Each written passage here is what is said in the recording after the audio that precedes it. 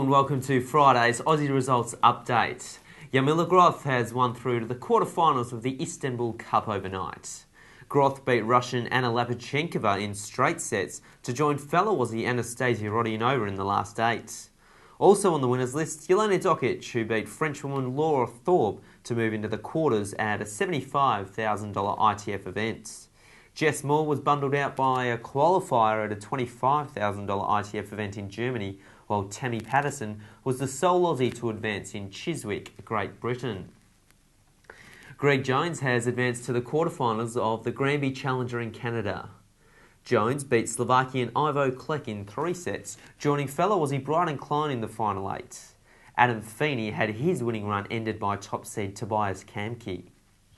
Looking ahead, Sam Stosur meets Belgian Janina Wickmeyer in the quarterfinals of the Bank of West Classic in Stanford.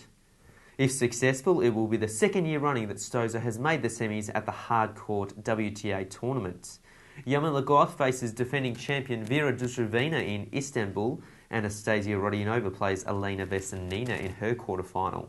Jelena Dokic faces a qualifier in Romania, and Tammy Patterson plays off for a semi-final spot in Great Britain. On the men's circuit, Greg Jones and Bryden Klein play the first and second seeds, respectively, in Canada. Colin Eblethite and Matt Reid are also in contention on the Futures circuit this week. That's all the results we've got time for. Tune in again on Monday to hear all the latest Aussie results from over the weekend.